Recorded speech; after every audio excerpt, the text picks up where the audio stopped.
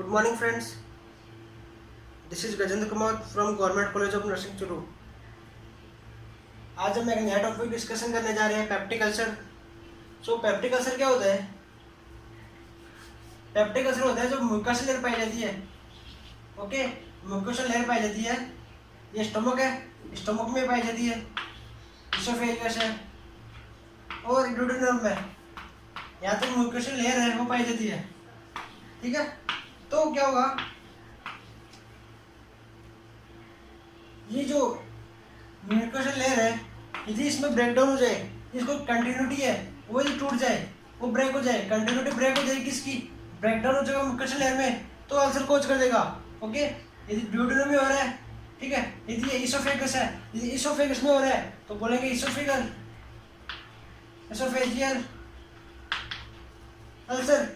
यदि गैस्ट्रिक में हो रहा है, स्टमक में हो रहा है तो गैस्ट्रिक अल्सर, और ड्यूडेनम में हो रहा है तो ड्यूडेनल अल्सर बोल सकते हैं इसे। ओके फ्रेंड्स, तो हमने क्या बोला अभी कि breakdown of continuity in the inner line mucosa membrane, जो इनर साइड की म्यूकोसा मेम्ब्रेन है उसकी जो ये लाइन है, कंटिन्यूटी की लाइन बन रही है म्यूकोसा की, यदि इसमें किसी भी प्रकार का ब्रेकडाउन हो जाए, ठीक है, ब्रेकडाउन होने से क्या होगा, पेप्टिक अल्सर कॉज करेगा। पेप्टिक अल्सर के कितने टाइप्स हो गए? 3 टाइप्स हो गए। पहला एसोफेजियल अल्सर, दूसरा हो गया गैस्ट्रिक अल्सर और तीसरा हो गया ड्यूडेनल अल्सर।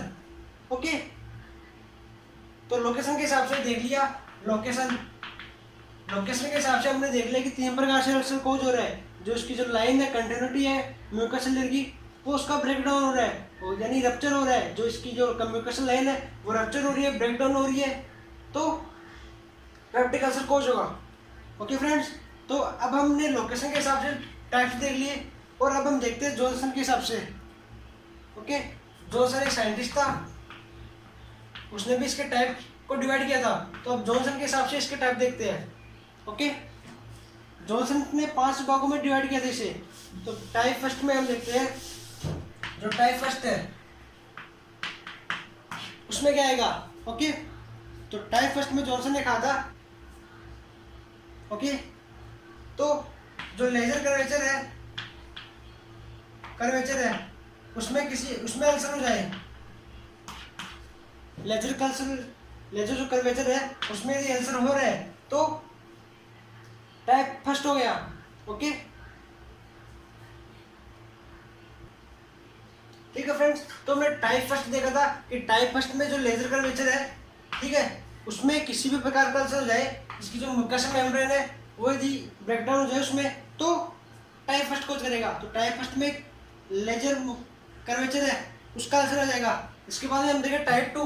तो टाइप 2 की बात करें, टाइप 2 में जो स्टोमक और ड्यूडेनम है, ठीक है, यदि स्टोमक और ड्यूडेनम में अल्सर हो जाए किसी भी प्रकार का, ठीक है, तो टाइप 2 में होगा ये। टाइप 3 की बात करें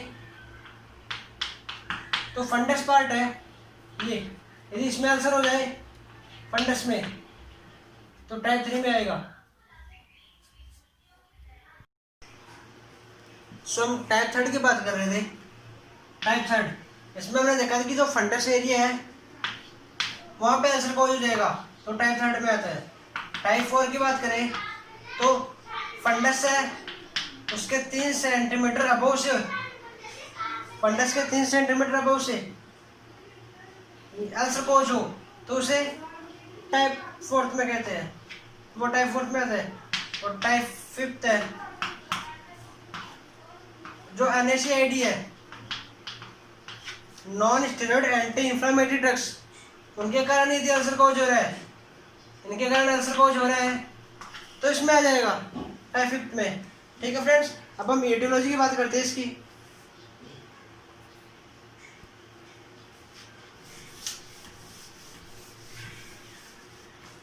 ओके, एटियोलॉजी में देखिए तो जो हेलिकोबैक्टर इन्फेक्शन है, हेलिकोबैक्टर बैक्टीरिया है,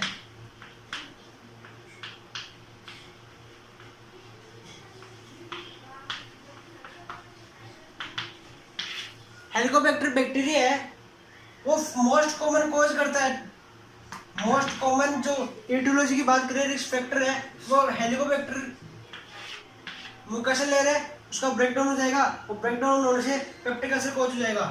तो फर्स्ट की बात कर लिए अपने हेलिकोबैक्टर, और यदि सेकेंड मोस्ट कॉमन की बात करें तो वो है NSAID। NSAID non steroid anti inflammatory drugs. Okay, यदि इनका यूज है वो एक्सेसिव अमाउंट में कर रहे हैं, ठीक है, इनका यूज है वो एक्सेसिव अमाउंट में कर रहे हैं तो पेप्टिक अल्सर कोज करेंगे। इसकी हम पैथोफिजियोलॉजी देखेंगे अलग से। और हेलिकोबैक्टर पाइलोरी बैक्टीरिया है, इसकी पैथोफिजियोलॉजी में अलग से देखेंगे। तो दोनों की पैथोफिजियोलॉजी है वो हम अलग से देखेंगे अभी। ओके, उसमें पूरा समझ में आ जाएगा कि क्या है। उसके बाद में हमने देखा था कि अल्कोहल यदि ज़्यादा कंजप्ट करेंगे तो ज़्यादा कंजप्शन से हो सकता है। ओके, स्मोकिंग करेंगे, तो स्मोकिंग क्या करेगा, HCl है उसके प्रोडक्शन को इंक्रीज करेगा, क्योंकि एसिड का प्रोडक्शन कैसे इंक्रीज होगा, ये वेगस नर्व है उसको स्टिमुलेट करेगा स्मोकिंग, वेगस नर्व को स्टिमुलेट करेगा तो वेगस नर्व एक्सेसिव अमाउंट में HCl का सिक्रेशन करेगी, जिससे म्यूकोसेलेर है वहाँ पे इरिटेशन होगी, इरिटेशन होने से उसका ब्रेकडाउन हो जाएगा। ओके, एक होता है Zollinger Ellison syndrome, Zollinger Ellison syndrome. Okay, जिसकी बात करें Zollinger Ellison syndrome, ZES, Zollinger Ellison syndrome. तो इसमें ये होता है कि जो HCl है, HCl का सीक्रेशन पैराइटल सेल तो करती है HCl का सीक्रेशन, यदि उसके अलावा अदर लोकेशन से भी HCl का सीक्रेशन हो तो HCl है उसका अमाउंट बढ़ जाएगा, और HCl का अमाउंट बढ़ जाएगा तो इरिटेशन कॉज करेगा, तो म्यूकोसेलेर का ब्रेकडाउन हो जाएगा। ओके, सो आगे हम देखते हैं कि किसी यदि गैस्ट्राइटिस हो जाए, गैस्ट्राइटिस होता है, इन्फ्लामेशन हो जाए यदि स्टमक में इन्फ्लामेशन हो जाएगा तो ब्रेकडाउन हो जाएगा, वहाँ पे की सेल है, वहाँ की जो लेयर है उसमें ब्रेकडाउन हो जाएगा, क्योंकि इन्फ्लामेशन सेल है वो डिस्ट्रॉय हो जाती है। ओके, यदि स्ट्रेस की कंडीशन हो, यदि पेशेंट को स्ट्रेस ज़्यादा है तो इन्फ्लामेशन, तो क्या होगा, जो HCl है उसका सीक्रेशन ज़्यादा होगा, क्योंकि जो स्ट्रेस की कंडीशन में क्या होता है, स्ट्रेस ज़्यादा होगा तो HCl का सीक्रेशन ज़्यादा होगा, और HCl का सीक्रेशन ज़्यादा होगा तो इरिटेशन कॉज करेगा, और इरिटेशन कॉज करने पर जो म्यूकोसेलेर है वो ब्रेकडाउन हो जाएगा उसका, और HCl का लेवल इंक्रीज कैसे हो रहा है, क्योंकि वेगस नर्व है उसको स्टिमुलेट करेगा, वेगस नर्व को स्टिमुलेट करेगा तो वेगस नर्व HCl का प्रोडक्शन बढ़ा देगी, HCl का प्रोडक्शन बढ़ा देगी तो HCl का लेवल इंक्रीज हो जाएगा। ओके,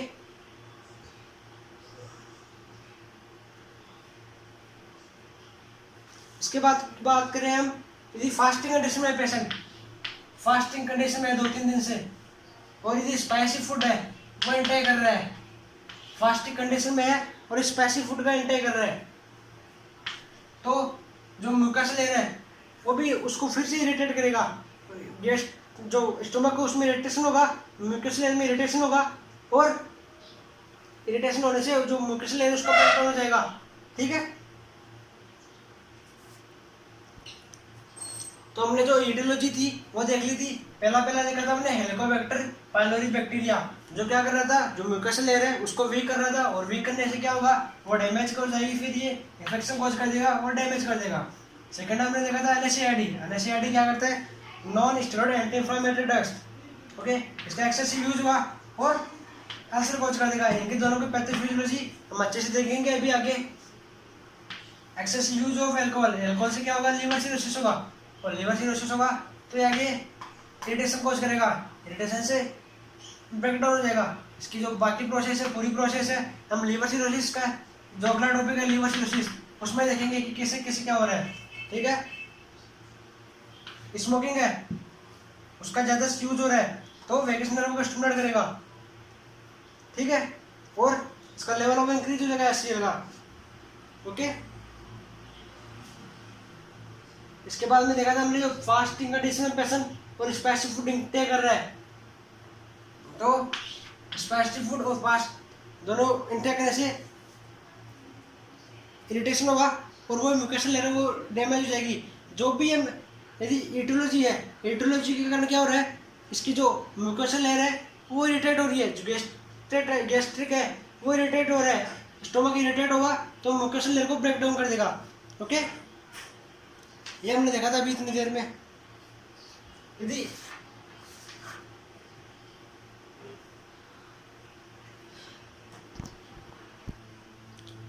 अब हम जो पहली पैथोफिजियोलॉजी है, हेलिकोबैक्टर पाइलोरी इन्फेक्शन है जो बैक्टीरिया है उसके कारण हो रही थी।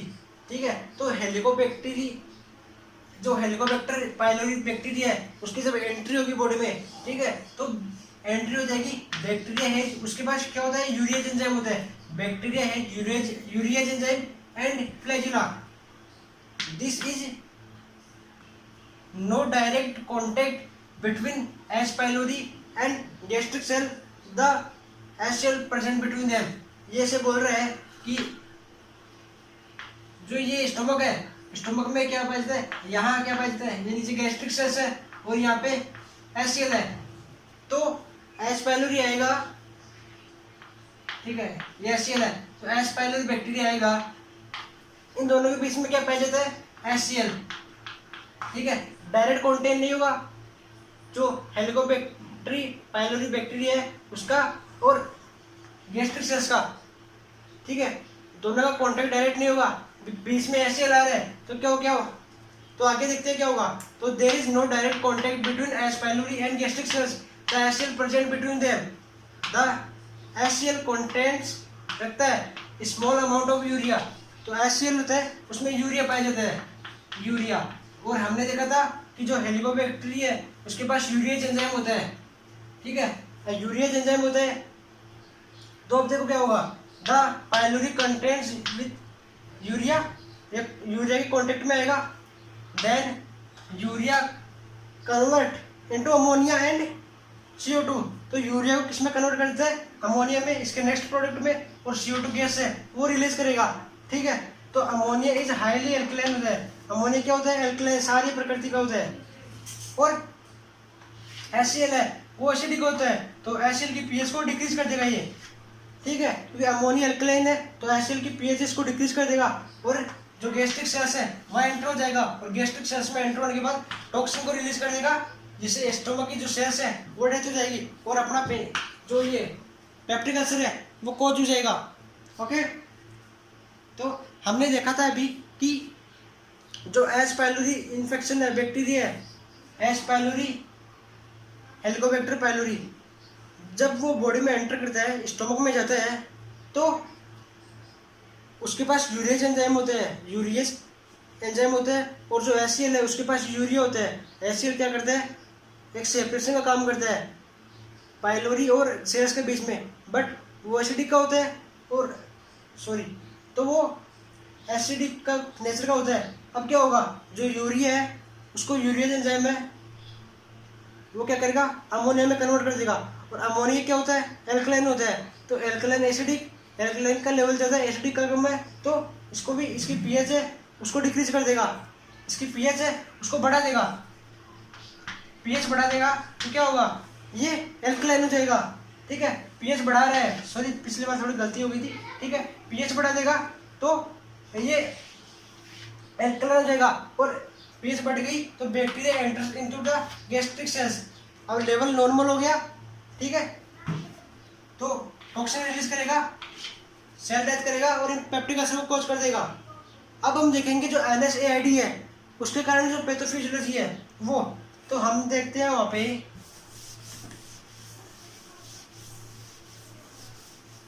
जो NSAID है, ठीक है, non steroid anti inflammatory drugs, वो क्या करती है, कॉक्स फर्स्ट और कॉक्स सेकेंड। ठीक है, ये होती है। ठीक है, तो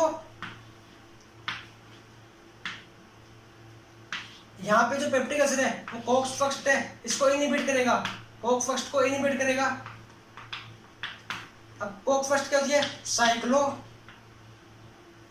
ऑक्सीजनेज एंजाइम।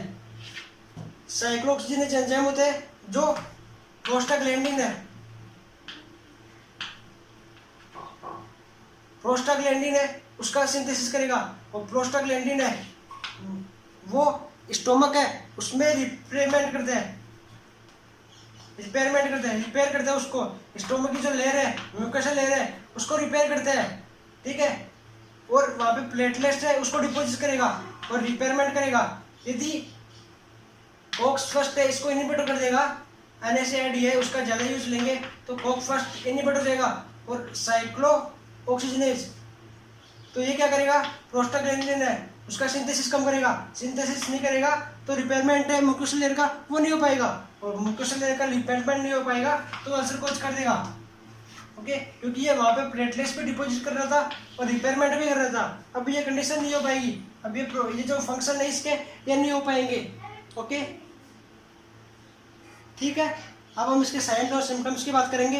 ये जो पैथोफिजियोलॉजी है मैंने आपको इजी वे में समझा दी है, बहुत सिंपल सी पैथोफिजियोलॉजी थी।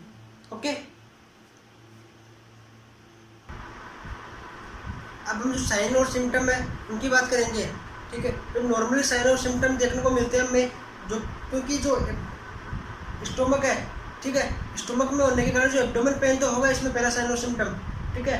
अब एब्डोमेन पेन होगा तो वहाँ पे जो एब्डोमेन है वहाँ बर्निंग टाइप का पेन होगा, एब्डोमेन है वो बर्निंग टाइप से लगेगा हमको। Okay, so abdomen pain, nausea, vomiting, anorexia, anxiety, loss of appetite, changing in appetite, okay, ये देखने को मिल सकती है हमें। अब जो इनके जो साइन और सिम्टम है वो ड्यूडेनल और गैस्ट्रिक दोनों में कंपेरिजन कर लेते हैं। ओके, अब जो साइन और सिम्टम है वो देखते हैं। तो लोकेशन की बात करें हम, तो लोकेशन गैस्ट्रिक पेन कहाँ पे होगा? गैस्ट्रिक अल्सर है वो कहाँ होगा? लेजर कर्वेचर में होगा। ओके, लेजर कर्वेचर बताया था मैंने आपको, ये ठीक है, ये बड़ा लेजर कर्वेचर है वहाँ होगा। और ये डिओडिनम का जो स्मॉल इंटेस्टाइन है उसका फर्स्ट पार्ट है डिओडिनम, वहाँ पे होगा। जो डिओडिनम है, डिओडिनम का फर्स्ट पार्ट होगा वहाँ पे होगा। पेन की बात करें तो पेन का होगा लेजर कर्वेचर है, लेजर कर्वेचर स्टोमक कहाँ पाते हैं? लेफ्ट साइड में। ओके, तो left upper quadrant, okay, left upper quadrant में पेन होगा। और ये जब ये डिओडिनम में जाएगा तो डिओडिनम है वो स्लाइटली राइट साइड में आ गई, तो स्लाइटली राइट साइड में पेन होगा। और कहाँ होगा? एपिगैस्ट्रिक पेन, मिड एपिगैस्ट्रिक, समझ गए आप? Mid epigastric. इसके बाद हम टाइम की बात करें कि पेन कब होगा, तो जो फूड है, फूड इंटेक करने के 20 मिनट बाद ही गैस्ट्रिक अल्सर है उसमें पेन हो जाएगा, गैस्ट्रिक जो स्टमक है उसमें पेन हो जाएगा। तो गैस्ट्रिक अल्सर में आ गया। और जो डिओडिनम है उसमें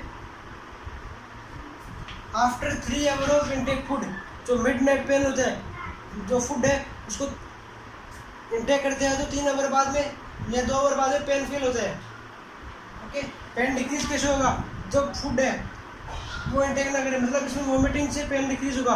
और इसमें आफ्टर मील यदि फूड इंटेक कर लिया तो पेन है वो डिक्रीज हो जाएगा, और इसमें वोमिटिंग से, ठीक है। अब यदि क्वेश्चन है, यदि वोमिटिंग हो रही है पेशेंट को, ठीक है, वोमिट हो रही है तो हम पता लगा सकते हैं, और पेन डिक्रीज हो रहा है तो हम पता लगा सकते हैं कि पेशेंट को गैस्ट्रिक अल्सर हो रही है, क्योंकि वोमिट से उसको पेन है वो ठीक हो रहा है। यदि पेशेंट को वो मील दे रहे हैं, फूड दे रहे हैं, और फूड देने के बाद उसका पेन है वो ठीक हो रहा है, तो हम पता लगा सकते हैं कि डिओडिनल पेन है उनमें, डिओडिनल अल्सर है पेशेंट में, ठीक है। और ये कब होगा?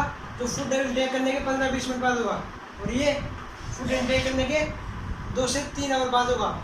यानी जब एम्पेटी होता है, स्टोमक अपना एम्पेटी होता है तब होता है, और ये फुल होता है स्टोमक तब होता है। ओके, यदि इसमें बात करें तो इसमें जो गैस्ट्रिक है उसमें ब्लड स्टूल है, स्टूल में ब्लड एब्सेंट मिलेगा, और इसमें स्टूल में ब्लड प्रेजेंट मिलेगा। यदि वोमिटिंग में ब्लड मिल रहा है तो गैस्ट्रिक अल्सर है, यदि वोमिटिंग में ब्लड नहीं मिल रहा, तो डिओड्रेनल अल्सर है, क्योंकि डिओड्रेनल है, डिओड्रेनम है वो लोअर पार्ट है, लोअर ऑर्गन पार्ट है, तो स्टूल में ब्लड देखने को मिलेगा। और इसमें अपर पार्ट है गैस्ट्रिक, स्टोमक अपर पार्ट है, तो वोमिटिंग में ब्लड देखने को मिलेगा।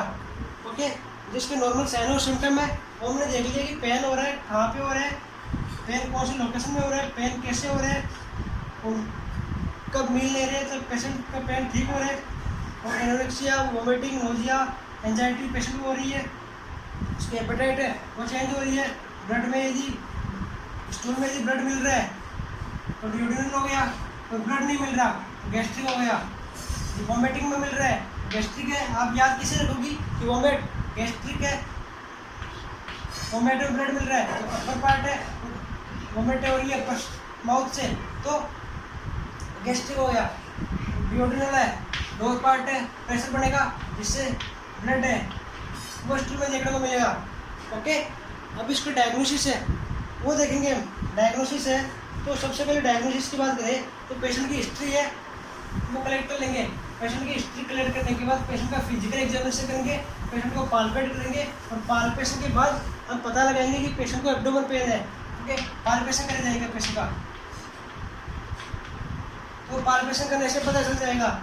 दूसरी बात है ब्लड टेस्ट। ब्लड टेस्ट इसलिए करवाते हैं क्योंकि जो एच पायलोरी बैक्टीरिया है वो इन्फेक्शन कॉज करेगा, और इन्फेक्शन कॉज करेगा तो WBC है उसका लेवल वो इंक्रीज हो जाएगा।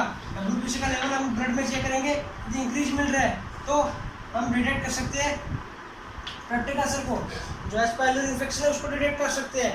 इसके बाद की बात करें तो एंडोस्कोपी। एंडोस्कोपी क्या होता है?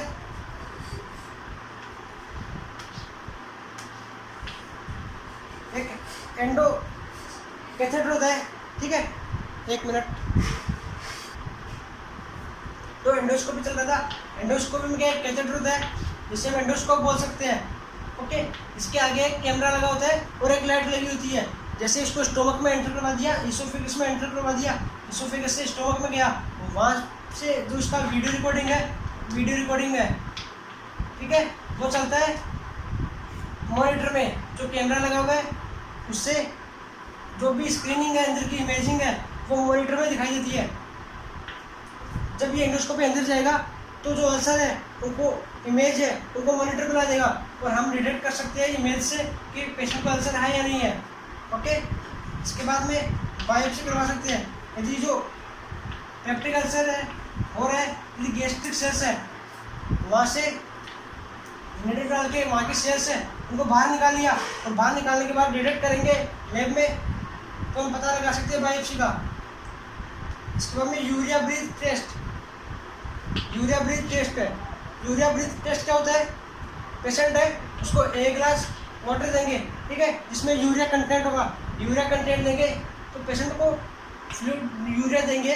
इसके बाद में 1 घंटे बाद में जैसे भी यूरिया एंजाइम है यूरिया का अपघटन करेगा, उसका मेटाबॉलिज्म करता है उसका, तो उसको यूरिया को अमोनिया प्लस CO2 में कन्वर्ट कर देगा।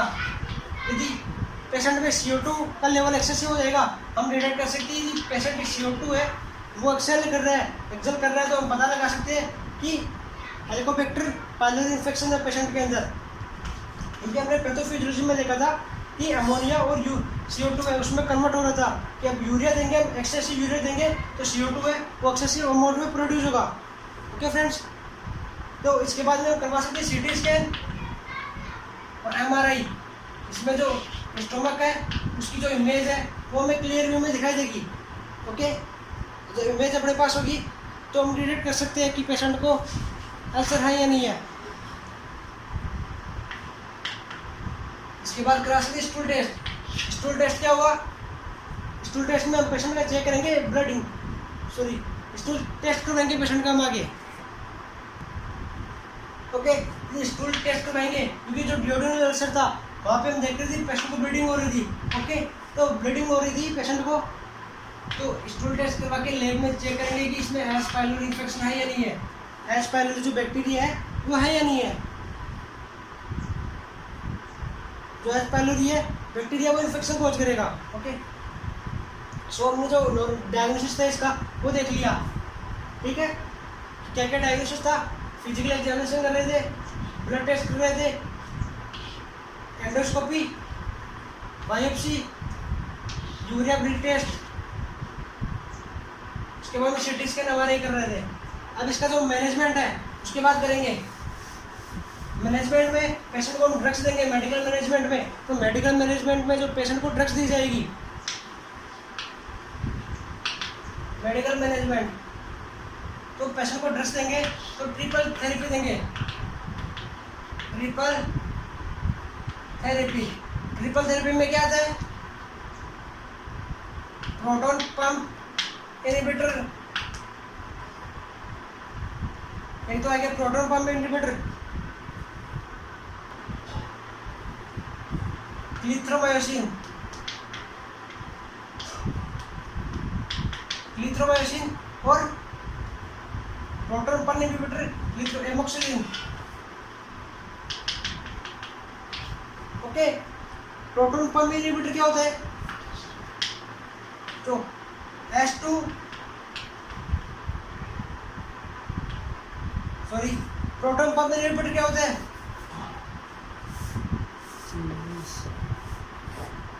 प्रोटॉन पंप इनहिबिटर है वो रिड्यूस करेगा, HCl है, एसिड का सीक्रेशन है, उसको रिड्यूस कर देगा, क्योंकि ये जो प्रोटॉन पंप इनहिबिटर है उसके जो वे को ब्लॉक कर देगा, जो HCl का वे था उसको ब्लॉक कर देगा।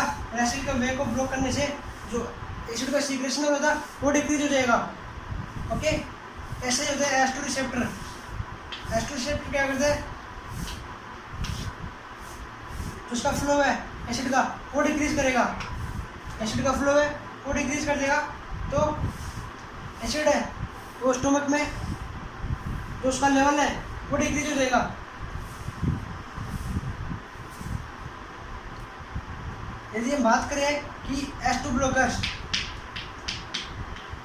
तो ये देखा था मैंने कि जो HCl है उसके लेवल को डिक्रीज कर रहा है। यदि H2 ब्लॉकर्स की टेबलेट की बात करें, सिमेटिडिन, रेनिटिडिन, रेनिटिडिन और निफेटिडिन, फॉर्मेटिडिन, निफेटिडिन भी यूज में लेते हैं। ओके, ये जो H2 रिसेप्टर है उनकी टेबलेट होगी। प्रोटॉन पंप इनहिबिटर है उसकी बात करें तो ओमेप्राजोल, लाइसोप्राजोल और पेंटाप्राजोल। क्लीनिंग ड्यूटी करते हैं हम, तो वो भी पेशेंट होता है, उसको यदि गैस्ट्रिक प्रॉब्लम होती है तो हम उसको हमें पेंटाप्राजोल का इंजेक्शन उसको लगा देते हैं, ठीक है, जिससे उसकी गैस्ट्रिक प्रॉब्लम है वो दूर हो जाती है। ठीक है, यदि पेंटाप्राजोल अवेलेबल नहीं होता तो पेशेंट को लगाते हैं रेनिटाइड, ठीक है, रेनिटिडिन लगाते हैं। तो रेनिटिडिन क्या होते हैं, H2 ब्लॉकर्स। दोनों का काम क्या है, जो HCl है उसको डिक्रीज करना, HCl को डिक्रीज कर देंगे दोनों। तो नॉर्मली हॉस्पिटल में सभी इंजेक्शन लगाते हैं ये वाले, ठीक है। अब हम देंगे पेशेंट को एंटीबायोटिक्स भी दे सकते हैं, जैसे एमोक्सिलिन आ गई। वैसे तो जो ये क्या करेंगे, ट्रिपल थेरेपी बेस्ट थेरेपी है, तो इसमें एंटीबायोटिक्स भी आ गई। एंटीबायोटिक्स क्या करेगी, जो इन्फेक्शन को जो रहता है उसको डिस्ट्रॉय कर देगी, इन्फेक्शन होगा उसको डैमेज कर देगी। ओके, अब हम सर्जिकल मैनेजमेंट की बात करें तो सर्जिकल मैनेजमेंट में जो वेगोटॉमी है, वेगोटॉमी सबसे पहले हम परफॉर्म करेंगे वेगोटॉमी। ओके, वेगोटॉमी में क्या होता है, जो ट्रंक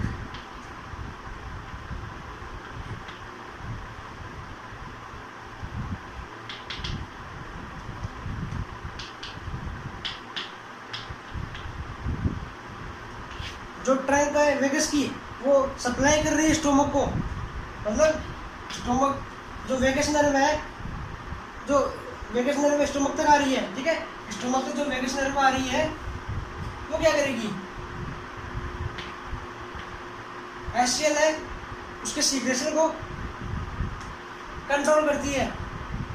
जब वेगस ट्रंक है उसको रिमूव कर देंगे तो HCl का लेवल है डिक्रीज हो जाएगा, ठीक है। HCl का लेवल है वो डिक्रीज हो जाएगा, HCl का लेवल डिक्रीज हो गया, HCl है वो लेवल डिक्रीज हो जाएगा, नॉर्मल लेवल हो जाएगा उसका। एक्सेसिव HCl था पहले, अब जो HCl है वो नॉर्मल लेवल में आ जाएगा, तो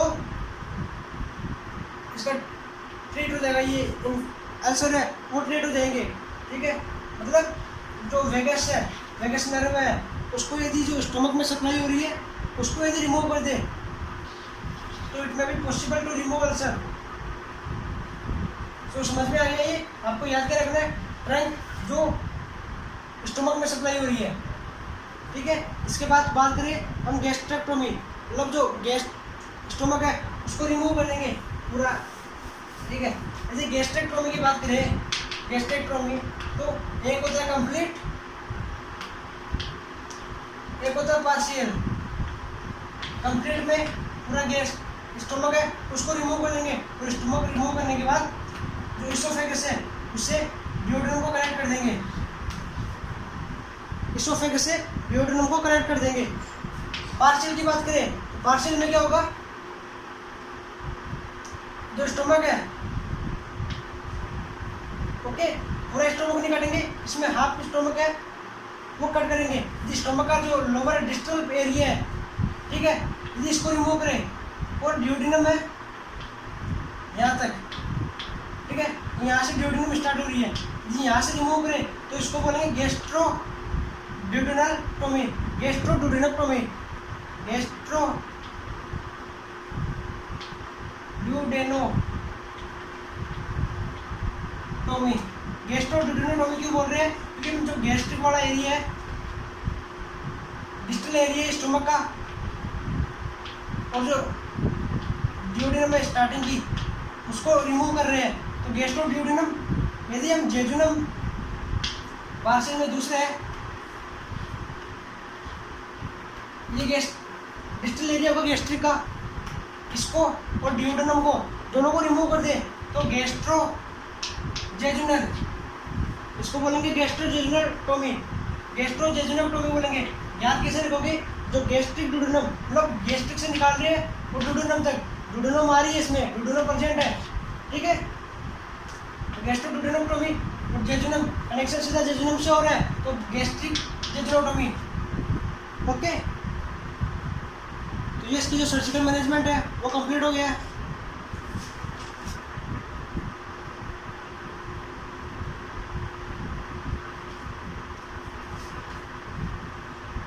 अब जो गैस्ट्रोग्लूटोमी किया था हमने, उसको बोलते हैं बिलरोथ फर्स्ट,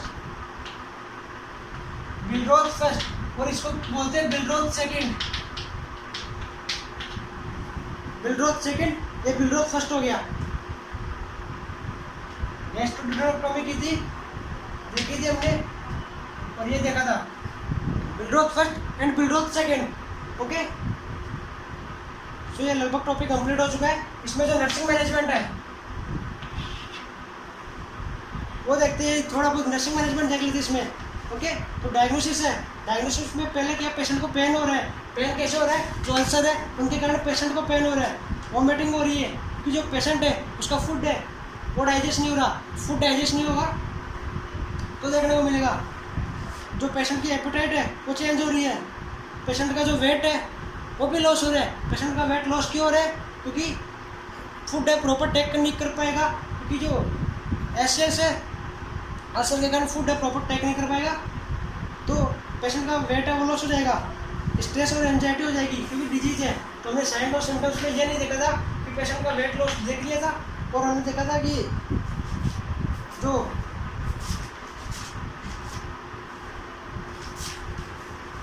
वॉमिटिंग हो रही थी ये भी देखी थी, हेपेटाइट हो रही थी ये भी देखा था, पेन हो रहा था, ठीक है, ये सारे देखे थे हमने साइन और सिम्टम में। स्ट्रेस भी देखा था, स्ट्रेस से कैसे होता है, stress, anxiety, vomiting, pain, loss of appetite, जितने भी साइन और सिम्टम है उससे आप डायग्नोसिस कर लेना, और डायग्नोसिस या गोल, इम्प्लीमेंटेशन, प्लानिंग, इवैल्यूएशन सब बना सकते हैं, ओके। क्योंकि वॉमिटिंग इसलिए हो रही थी,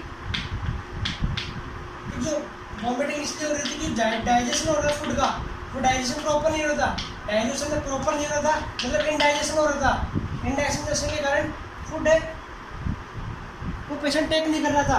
अगेन जब डॉक्टर ने एडवाइस दी उसको फूड इंटेक नहीं करने की, क्योंकि जो अल्सर है उसके कारण फूड इंटेक नहीं हो रहा, ठीक है, अल्सर के कारण फूड इंटेक नहीं हो रहा है तो इंडाइजेशन, यदि पेशेंट ने फूड इंटेक किया है तो इंडाइजेशन होगा। ओके, यदि पेशेंट है वो पेप्टिक अल्सर की कंडीशन में फूड इंटेक कर रहा है तो इंडाइजेशन की प्रोसेस होगी, क्योंकि जो एचसीएल्स है, जो एंजाइम्स है वो प्रॉपर वे में वर्क नहीं कर पाएंगे, ठीक है, अल्सर के कारण प्रॉपर वे में वर्क नहीं कर पाएंगे, क्योंकि जो एचसीएल है वो एल्कलाइन हो चुका था और एक्सेसिव अमाउंट हो चुका था कई कंडीशन में और कई में एल्कलाइन हो चुका था, तो इंडाइजेशन की कंडीशन बनेगी जिससे वोमिटिंग थी, वोमिटिंग से पेन है वो रिलीफ हो रहा था। ओके, तो हम डायग्नोसिस में बात कर सकते हैं कि वोमिटिंग है उससे पेन रिलीफ हो रहा है, ठीक है, वोमिटिंग क्यों हो रही थी, इंडाइजेशन में फूड का वो नहीं हो रहा था, वोमिटिंग से पेन है वो रिलीफ हो गया था, इंडाइजेशन से वोमिटिंग है पेन रिलीफ हो गया था, ठीक है, पेन देखा था हमने, पेन किसके कारण होता था, अल्सर है उसके कारण जो स्टमक है वहाँ पे वाउंड हो गया था तो पेन है वो हो रहा था, पेन था इसके कारण, पेन था किसके कारण था, अल्सर के कारण था, तो इसका डायग्नोसिस हो गया, अल्सर के कारण पेन हो रहा है और एक्सेसिव अमाउंट में एसिड सीक्रेट हो रहा था, ठीक है, उससे पेन हो रहा था क्योंकि एसिड ज़्यादा सीक्रेशन होगा तो ये अल्सर कोज कर देगा। और वेट लॉस हो रहा था क्योंकि जो न्यूट्रिएंट्स है फूड है वो हम इंटेक नहीं कर पाएंगे प्रॉपर वे से। ओके फ्रेंड्स, ये टॉपिक लगभग कंप्लीट हो चुका है, तो मिस्टेक हुई कोई तो आप कमेंट सेक्शन में बोल सकती हो, ठीक है, almost topic will be completed now, कोई प्रॉब्लम हो तो कमेंट सेक्शन में आप कमेंट करें, ठीक है friends, best of the luck.